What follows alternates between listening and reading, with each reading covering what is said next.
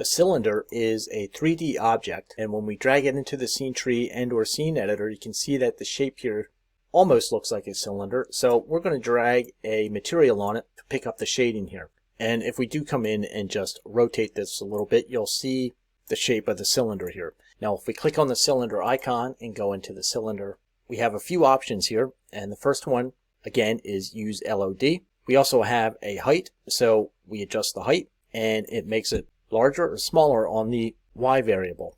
We also have a diameter, so we can increase the diameter of this cylinder. There's also a rotation here, and we'll get more into that when we adjust some other settings here.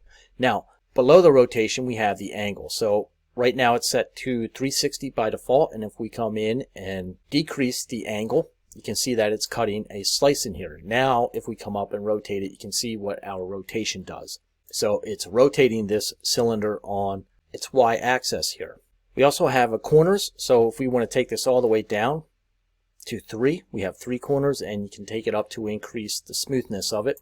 There's also a hole, so we can add a hole in the middle of this cylinder. Below the hole we have a center axis, so by default it is set to center. However, if we change it to bottom and we come up to our height here, you can see how this will make the cylinder grow on its y-axis here in its height from the bottom. And if we change it to the top, it will now grow in height from the top.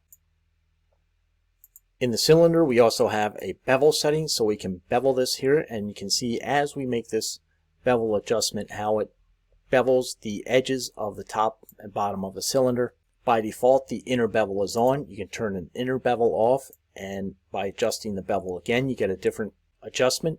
If we decrease this hole a little bit, we can come down and say show top. We can turn that off. It now turns off the top of the cylinder. And we have the same option for show bottom. So if we turn show bottom off and rotate this around, it's no longer showing the bottom.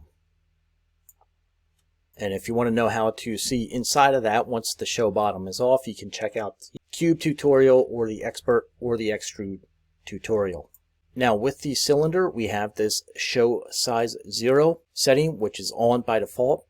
And what that means is if we take the height all the way down to 0 here, that it will show it, or it will keep this cylinder visible even though the height is at 0. If we turn this show size 0 off, it now hides the cylinder at height 0. So if we were to increase this to 1, it would now show it.